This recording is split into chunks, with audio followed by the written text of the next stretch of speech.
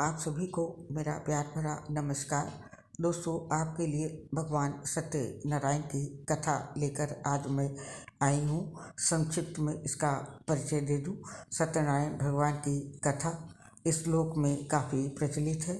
हिंदू धर्म को मानने वालों लोगों के बीच में सबसे प्रतिष्ठित व्रत कथा के रूप में भगवान विष्णु के सत्य स्वरूप की सत्यनारायण व्रत कथा है। इसे कुछ लोग मनौती पूरी होने पर कराते हैं और कुछ अन्य नियमित रूप से इस कथा का आयोजन करते हैं। सत्यनारायण व्रत कथा के दो भाग हैं, व्रत पूजा एवं व्रत कथा। सत्यनारायण व्रत कथा स्कंद पुराण के रेवा खंड से ये संकलित की गई है। भगवान की पूजा कई रूपों में की जाती है। उनमें से भगवान का सत्यनारायण स्वरूप इस कथा में बताया गया है।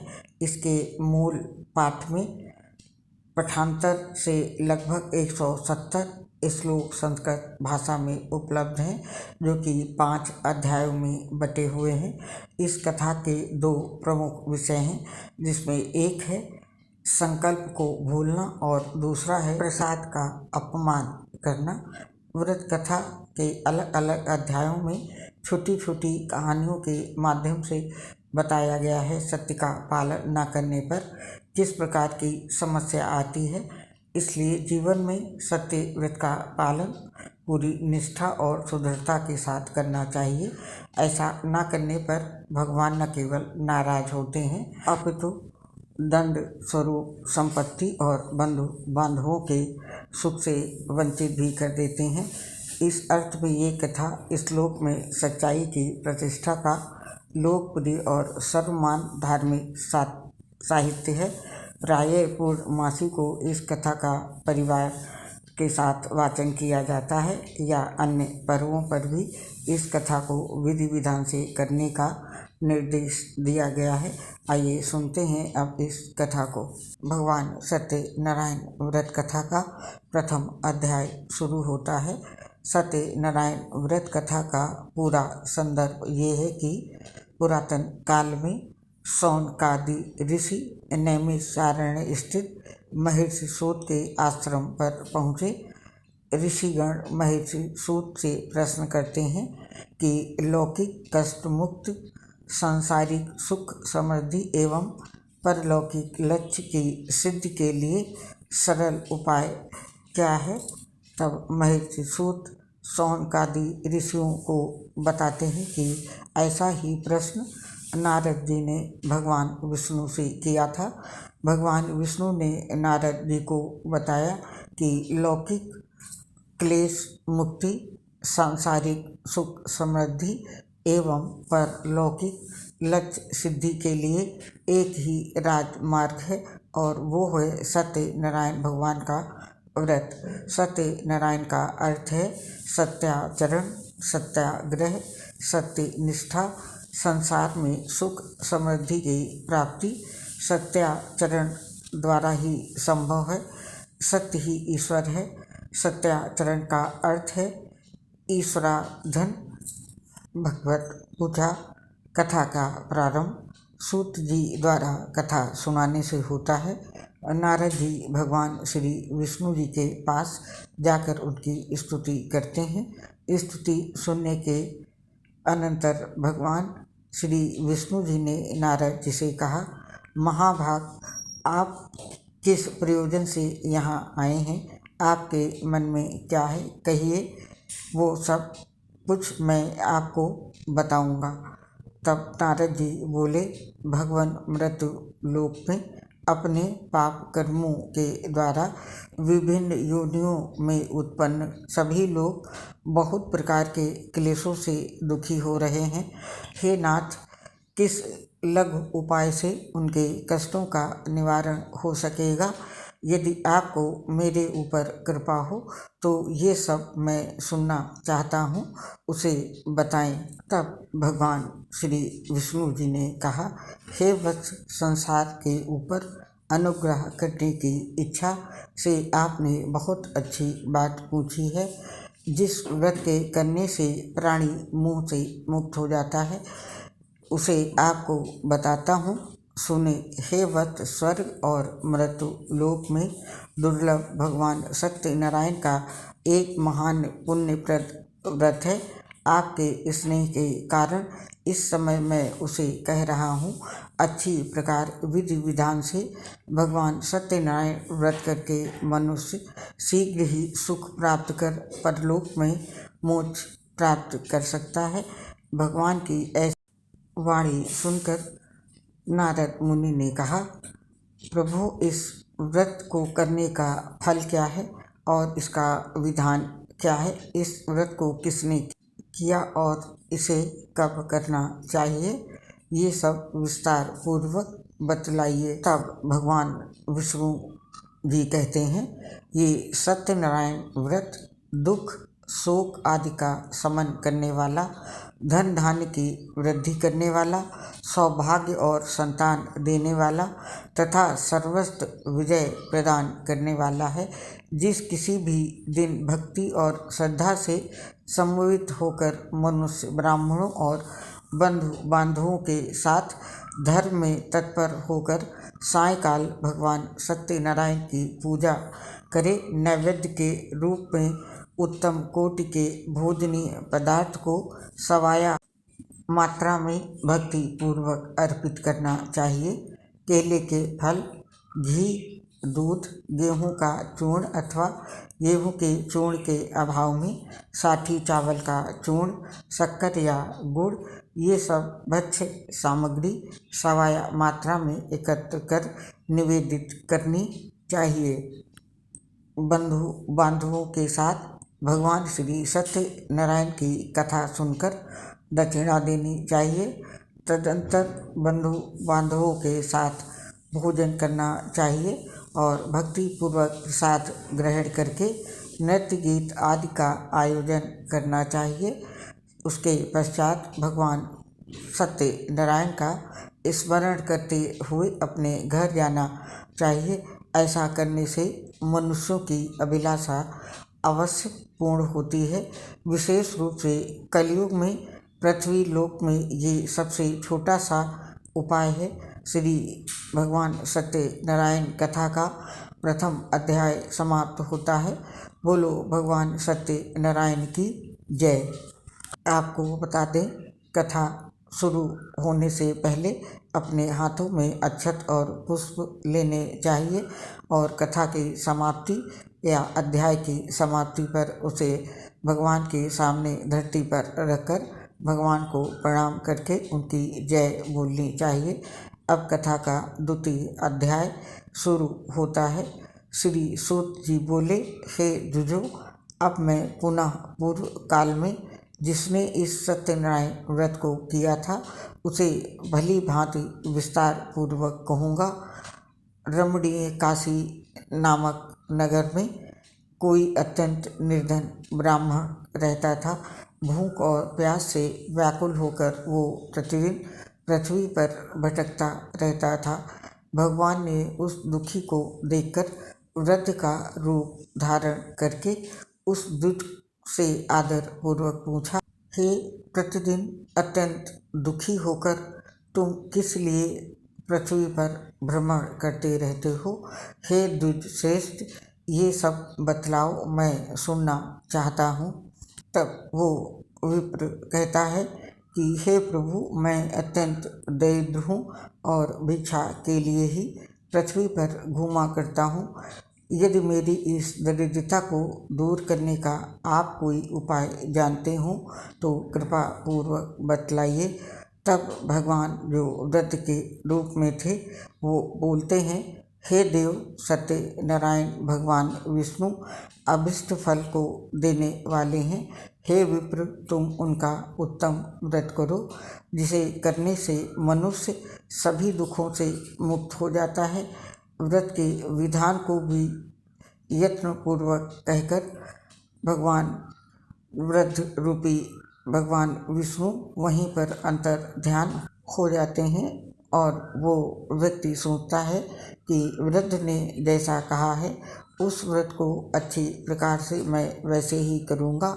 ये सोचते हुए उसको रात में नींद नहीं आती है और अगले दिन प्रातःकाल उठकर सत्यनारायण का व्रत करूँगा, ऐसा संकल्प करके वो भिक्षा के लिए चल पड़ता है। उस दिन उसे भिक्षा में बहुत सा धन प्राप्त होता है। उसी धन से उसने बंधु बांधवों के साथ भगवान सत्यनारायण का व्रत और पूजन किया। इस व्रत के प्रभाव से वो श्रेष्ठ सभी दुखों से मुक्त होकर समस्त संपत्तियों से संपन्न हो गया। उस दिन से लेकर वो प्रत्येक महीने उसने ये व्रत किया और इस प्रकार भगवान सत्यनारायण के इस व्रत को करके वो श्रेष्ठ सभी पापों से मुक्त हो गया और उसने दुर्लभ मोक्ष पद को प्राप्त किया। हे विप्र, पृथ्वी पर जब भी कोई मनुष्य भगवान श्री सत्यनारायण का व्रत करेगा, उसी समय उसके समस्त दुख नष्ट हो जाएंगे। इस प्रकार भगवान नारायण ने महात्मा नारद जी से जो कुछ कहा, मैंने वो सब आप लोगों से कह दिया। आगे अब और क्या कहूँ। तब वो कहते हैं, हे मुनि, इस पृथ्वी पर उससे सुने हुए इस व्रत को किसने किया, हम ये सब सुनना चाहते हैं। उस व्रत पर हमारी श्रद्धा हो रही है। तब श्री सूत जी बोले, मुनियों, पृथ्वी पर जिसने ये व्रत किया उसे आप लोग सुने। एक बार एक द्विजश्रेष्ठ अपनी धन संपत्ति के अनुसार बंधु बांधवों तथा परिवार जनों के साथ व्रत करने के लिए उद्यत हुआ। मतलब वो वहाँ पर पूजा कर रहे होते हैं। इसी बीच में एक लकड़हारा वहाँ आता है और लकड़ी बाहर रखकर उस ब्राह्मण के घर में गया। प्यास से व्याकुल वह उसको जब व्रत करता हुआ वहाँ पर देखता है, उसे देखकर वो प्रणाम करता है। उससे बोला, प्रभु, आप ये क्या कर रहे हैं और इसके करने से किस फल की प्राप्ति होगी, विस्तार पूर्वक मुझसे कहिए। तब जो कथा और पूजा कर रहे थे वो विप्र उनसे कहते हैं, मतलब उस लकड़हारे से बताते हैं कि ये सत्यनारायण का व्रत है जो सभी मनोरथों को प्रदान करने वाला है। उसी के प्रभाव से मुझे ये सब महान धन धान्य आदि प्राप्त हुआ है। जल पीकर तथा प्रसाद ग्रहण करके वो लकड़हारा अपने नगर चला गया। सत्यनारायण देव के लिए मन में ऐसा सोचने लगा कि आज लकड़ी बेचने से जो भी धन मुझे प्राप्त होगा, उसी धन से मैं भगवान सत्यनारायण का श्रेष्ठ व्रत करूँगा। इस प्रकार मन में चिंतन करता हुआ लकड़ी को मस्तक पर रखकर वो सुंदर नगर में गया जहाँ धन संपन्न लोग रहते थे। उस दिन उसने लकड़ी का दुगना मूल्य प्राप्त हुआ। इसके बाद वो प्रसन्न होकर प्रसन्न हृदय से वो पके हुए केले के फल, शर्करा, घी, दूध और गेहूं का चूर्ण सवाया मात्रा में लेकर अपने घर जाता है और उसके पश्चात उसने अपने बांधवों को बुलाकर विधि विधान से भगवान श्री सत्यनारायण का व्रत किया। उस व्रत के प्रभाव से वह धन पुत्र से संपन्न हो गया और इस लोक में अनेक सुखों का उपभोग करके अंत में सत्यपुर अर्थात वैकुंठ लोक चला गया। यानी उसने इस लोक में सभी सुखों का उपभोग किया और अंत में उसे स्वर्ग की प्राप्ति होती है। भगवान श्री सत्यनारायण व्रत कथा का दूसरा अध्याय समाप्त होता है। बोलो भगवान सत्यनारायण की जय। आप अपने हाथों में पकड़े हुए अक्षत और पुष्प को पृथ्वी पर रखकर भगवान को प्रणाम करके पुनः अक्षर और पुष्प हाथों में ले लें। और अब कथा का तृतीय अध्याय शुरू होता है। श्री सूत जी बोले, श्रेष्ठ मुनियों, अब मैं पुनः आगे की कथा कहूँगा, आप लोग सुने। प्राचीन काल में उल्का मुख नाम का एक राजा था। वो जितेंद्रिय, सत्यवादी तथा अत्यंत बुद्धिमान था। वो विद्वान राजा प्रतिदिन देवालय जाता था और धन देकर सबको संतुष्ट करता था। कमल के समान मुख वाली उसकी धर्मपत्नी शील, विनय एवं सौंदर्य आदि गुणों से संपन्न तथा पति परायण थी। राजा एक दिन अपनी धर्मपत्नी के साथ भद्रशिला नदी के तट पर श्री सत्यनारायण भगवान का व्रत पूजन कर रहा था। उसी समय व्यापार के अनेक प्रकार की पुष्कल धन राशि से संपन्न एक साधु नाम का बनिया वहाँ पर आया। भद्रशिला नदी के तट पर नाव को स्थापित करके वो राजा के समीप गया और राजा को उस व्रत में दीक्षित देकर विनय पूर्वक पूछने लगा। यानी राजा को पूजा और व्रत करते देखकर वो साधु पूछता है कि राजन, आप भक्ति युक्त चित्त से ये क्या कर रहे हैं? कृपया ये सब बताइए, इस समय मैं इसे सुनना चाहता हूँ। तब राजा उससे कहते हैं, हे साधु, पुत्र आदि की प्राप्ति की कामना से अपने बंधु बांधवों के साथ मैं अतुल तेज संपन्न भगवान विष्णु का व्रत एवं पूजन कर रहा हूँ। राजा की बात सुनकर साधु ने आदर पूर्वक कहा, राजन, इस विषय में आप मुझे सब कुछ विस्तार से बतलाइए। आपके कथनानुसार मैं व्रत एवं पूजन करूँगा। मुझे भी संतति नहीं है, यानी संतान नहीं है। इससे अवश्य ही संतति प्राप्ति होगी। ऐसा विचार करके वो व्यापार से निवृत्त हो आनंद पूर्वक अपने घर आता है। उसने अपनी भार्या यानी पत्नी से संतति प्रदान करने वाले इस सत्य व्रत को विस्तार पूर्वक बताया और कहा, जब मुझे संतान की प्राप्ति होगी तब मैं इस व्रत को करूँगा। इस प्रकार से उस साधु ने अपनी भार्या लीलावती से कहा।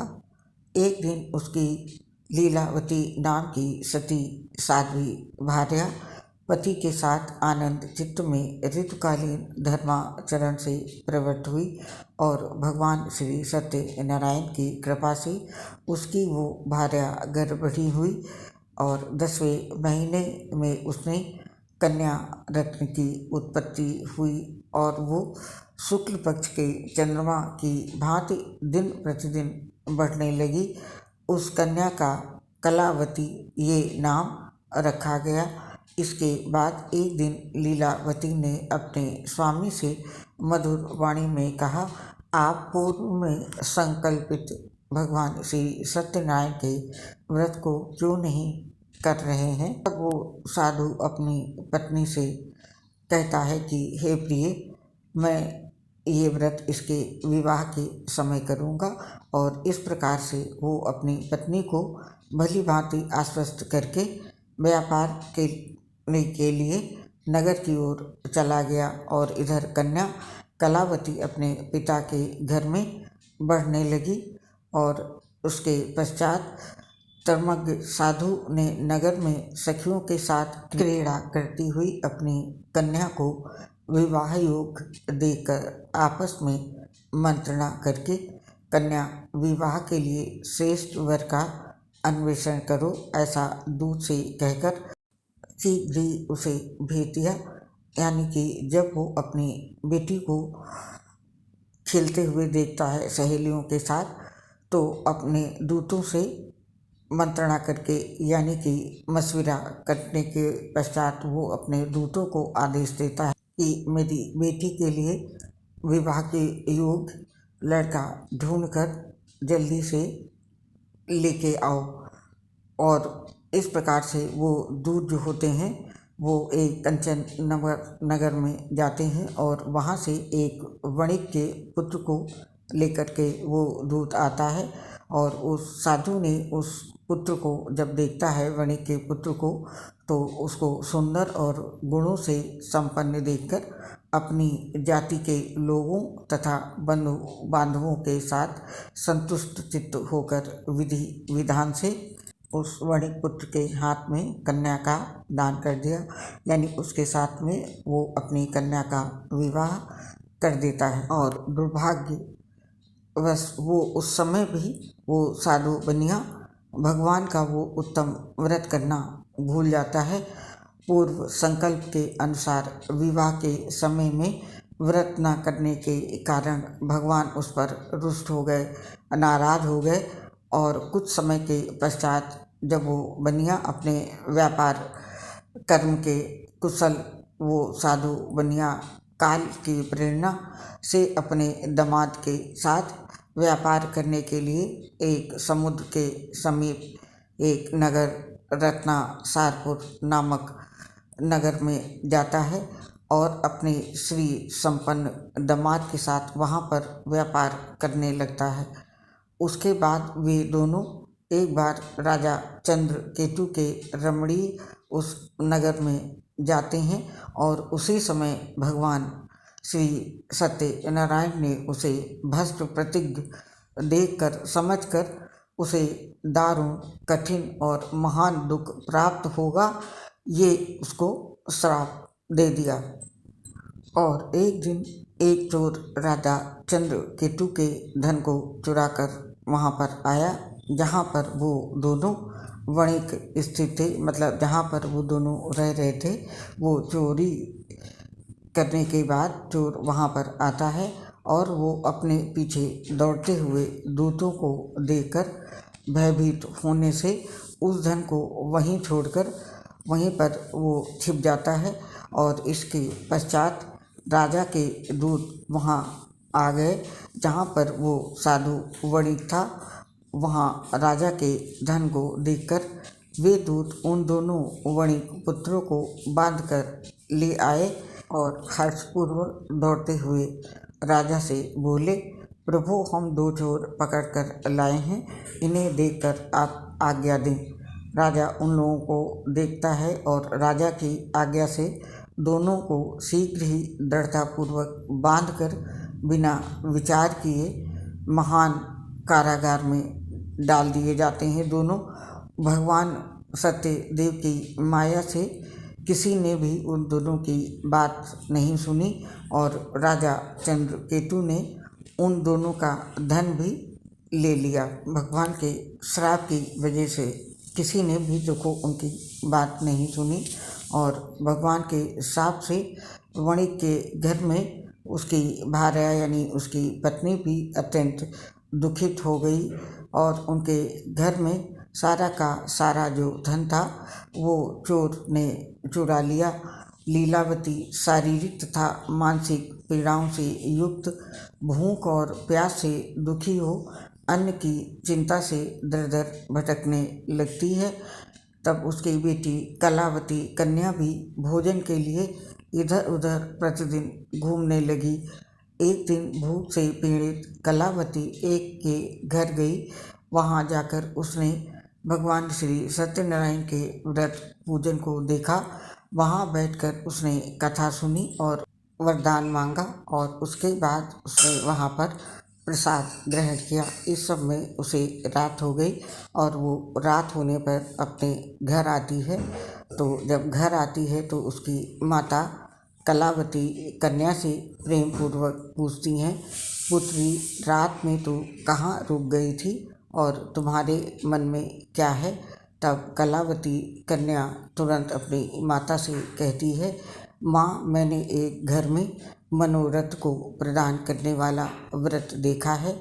कन्या की उस बात को सुनकर वो वणिक की भार्या यानी उनकी पत्नी व्रत को करने को उद्यत होती है, यानी कि तैयार होती है और प्रसन्न मन से उस साध्वी ने बंधु बांधवों के साथ भगवान श्री सत्यनारायण का व्रत किया तथा भगवान से इस प्रकार से प्रार्थना की कि भगवान, आप हमारे पति एवं जमाता यानी कि दामाद को अपराध को क्षमा करें और वे दोनों अपने घर शीघ्र आ जाएं।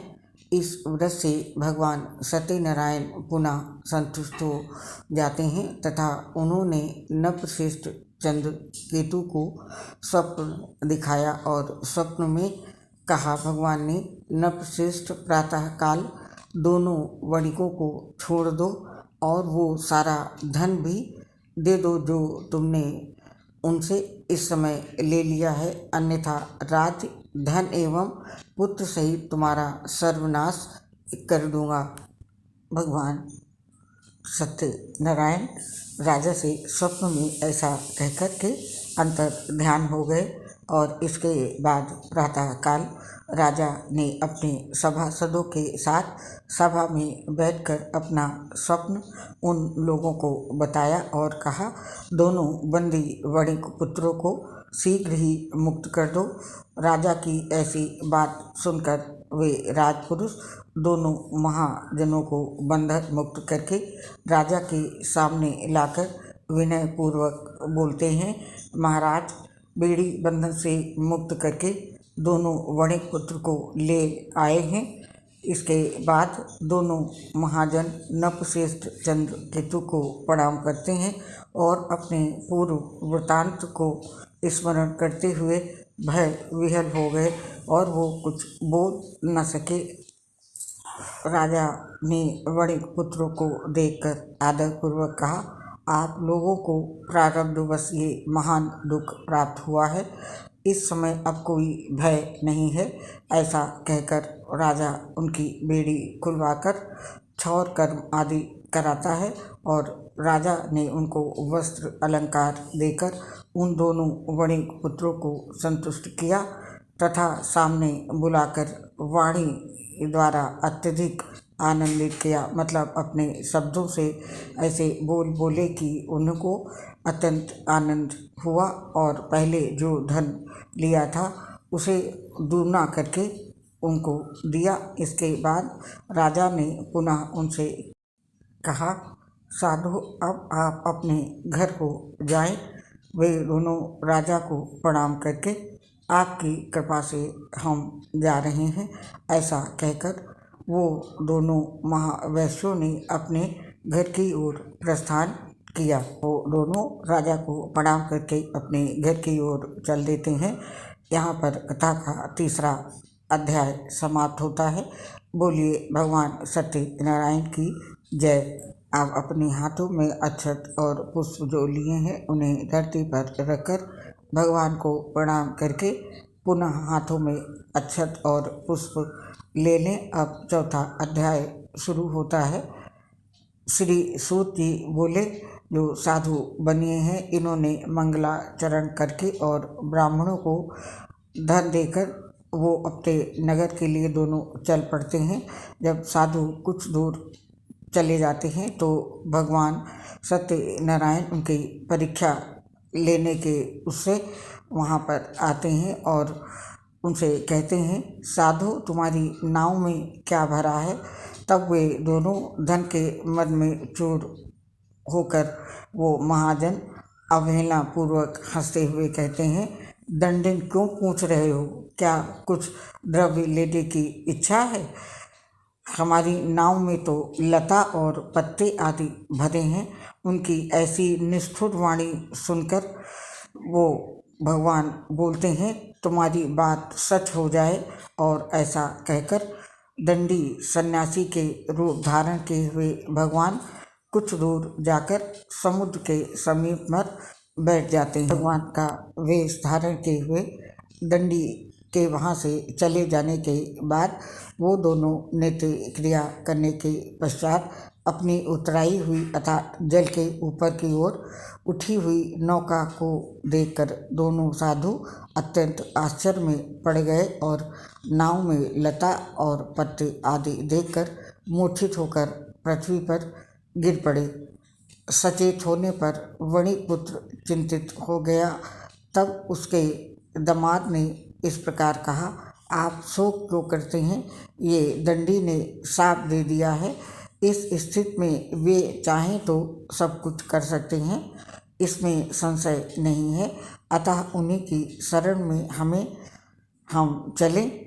और वहीं मन की इच्छा पूर्ण होगी। तो दामाद की बात सुनकर वो साधु बनिया उनके पास गया और वहाँ दंडी को देखकर उसने भक्ति पूर्वक उनको प्रणाम किया तथा आदर पूर्वक कहने लगा, आपके सम्मुख मैंने जो कुछ कहा है असत्य भाषण रूप अपराध किया है, आप मेरे उस अपराध को क्षमा करें। ऐसा कहकर वो बारंबार प्रणाम करके वो महान शोक से व्याकुल हो जाता है, रोने लगते हैं। तो दंडी जो कि भगवान थे उसे रोता हुआ देखकर कहते हैं, हे मूर्ख, रो मत, मेरी बात सुनो। मेरी पूजा से उदासीन होने के कारण तथा मेरी आज्ञा से ही तुमने बारंबार दुख प्राप्त किया है। भगवान की ऐसी वाणी सुनकर वो उनकी स्तुति करने लगा। तब साधु ने कहा, हे प्रभु, ये आश्चर्य की बात है कि आपकी माया से मोहित होने के कारण ब्रह्मा आदि देवता भी आपके गुणों और रूपों को यथावत रूप से नहीं जान पाते हैं।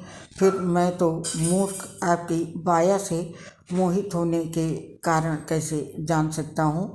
आप प्रसन्न हो, मैं अपनी धन संपत्ति के अनुसार आपकी पूजा करूँगा। मैं आपकी शरण में आया हूँ।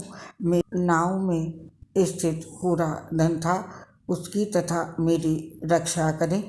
उस बनिए की भक्ति युक्त वाणी सुनकर भगवान जनार्दन संतुष्ट हो गए और भगवान हरि उसे अभिष्ट वर प्रदान करके वहाँ से अंतर ध्यान हो जाते हैं। और उसके बाद वो साधु अपनी नौका में चढ़ता है और उसे धन धान्य से परिपूर्ण देखकर भगवान सत्यदेव की कृपा से हमारा मनोरथ सफल हो गया, ऐसा कहकर स्वजनों के साथ उसने भगवान की विधिवत पूजा की।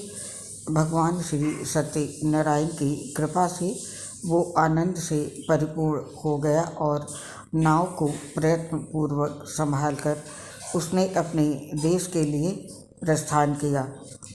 अब साधु बनिया ने अपने दामाद से कहा, ये देखो मेरी रत्नपुरी नगरी दिखाई दे रही है।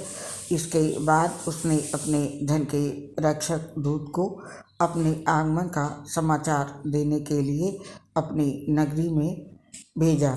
और वो दूत नगर में पहुंचता है और उस दूत ने वहां नगर में जाकर साधु की पत्नी को देखकर हाथ जोड़कर प्रणाम किया तथा उसके लिए अभिष्ट बात कही कि सेठ जी अपने दामाद तथा बंधु वर्गों के साथ बहुत सारे धन धान्य से संपन्न होकर नगर के निकट पधार गए हैं। दूत के मुख से ये बात सुनकर के वो साध्वी महान आनंद से खुशी से विहल हो जाती है और वो साध्वी श्री सत्यनारायण जी की पूजा करके अपनी पुत्री से कहती है कि मैं साधु के दर्शन के लिए जा रही हूँ, तुम भी शीघ्र आओ। अब देखिए वो यहाँ पर कितनी बड़ी गलती करने जा रही है। माता का ऐसा वचन सुन करके वो व्रत को समाप्त करके प्रसाद का परित्याग करके कलावती भी अपने पति का दर्शन करने के लिए चल पड़ती है। और इससे भगवान सत्यनारायण रुष्ट हो गए और उन्होंने उसके पति को तथा नौका को धन के साथ ही हरण करके जल में डुबो दिया। भगवान की माया कलावती की गलती की सज़ा उसके पति को मिलती है। जब इसके बाद कलावती वहाँ पहुँचती है तो अपने पति को न देखकर महान शोक से रुदन करती हुई पृथ्वी पर गिर पड़ती है रोते रोते। नाव का आदर्शन तथा कन्या को अत्यंत दुखी देखकर साधु भय बनिया जो है वो भयभीत हो जाता है और अपने मन में ही कहता है कि ये क्या आश्चर्य हो गया। नाव का संचालन करने वाले भी सभी चिंतित हो गए।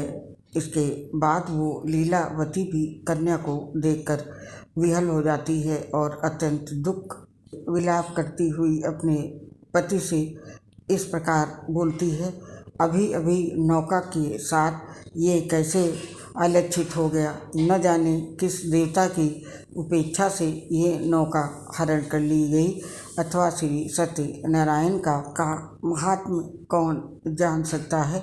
ऐसा कहकर वो स्वजनों के साथ विलाप करने लगी और कलावती कन्या को गोद में लेकर के रोने लगती है। कलावती कन्या भी अपने पति के नष्ट हो जाने पर दुखी हो जाती है और पति की पादुका लेकर उनका अनुगमन करने के लिए उसके मन में वो निश्चय करती है कि वो भी अपने पति के साथ ही चली जाएगी। ऐसा विचार वो मन में निश्चय करती है। कन्या के इस प्रकार के आचरण को देखकर भार्या से वो धर्मज्ञ साधु बनिया अत्यंत ही संतप्त हो गया और सोचने लगा, या तो भगवान सत्यनारायण ने ये अपहरण किया है, अथवा हम सभी भगवान सत्यदेव की माया से मोहित हो गए हैं। अपनी धन शक्ति के अनुसार मैं भगवान श्री सत्यनारायण की पूजा करूँगा। सभी को बुलाकर इस प्रकार कहकर उसने अपने मन की इच्छा प्रकट की और बारंबार भगवान सत्यदेव को दंडवत प्रणाम किया। इससे दोनों के परिपालक भगवान सत्यदेव प्रसन्न हो जाते हैं और भक्त वत्सल भगवान ने कृपा पूर्वक कहा, तुम्हारी कन्या प्रसाद छोड़कर अपने पति को देखने चली आई है। निश्चय ही इसी कारण उसका पति अदृश्य हो गया है।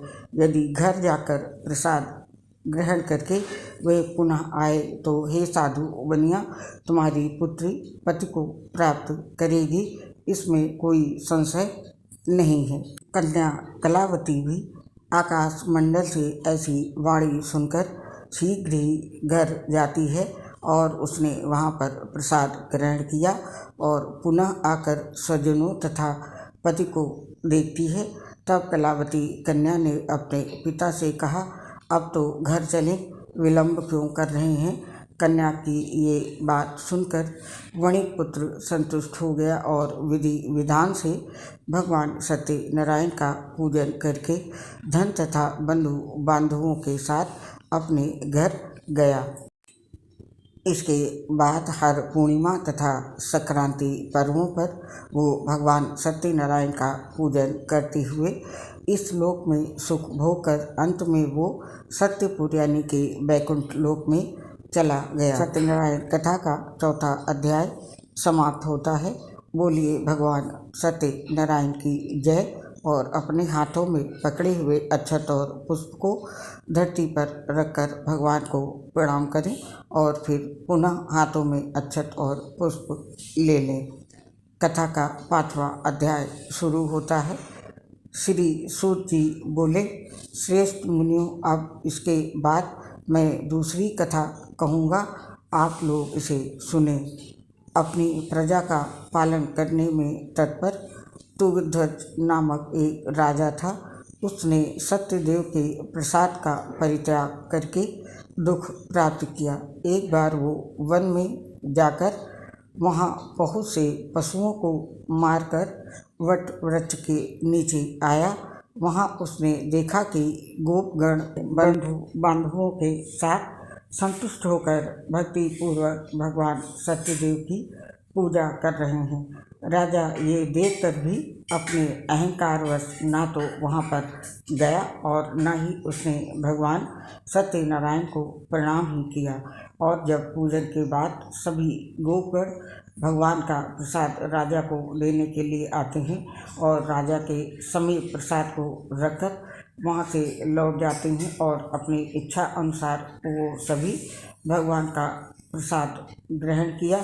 और इधर राजा को प्रसाद का परित्याग करने से बहुत ही दुख हुआ।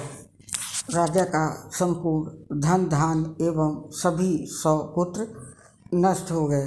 राजा ने मन में ये निश्चय किया कि अवश्य ही भगवान सत्यनारायण ने हमारा नाश कर दिया है, इसलिए मुझे वहाँ जाना चाहिए जहाँ श्री सत्यनारायण का पूजन हो रहा था। ऐसा मन में निश्चय करके वो राजा गोपगणों के समीप गया और उसने गोपगणों के साथ भक्ति श्रद्धा से युक्त होकर विधिपूर्वक भगवान सत्यदेव की पूजा की।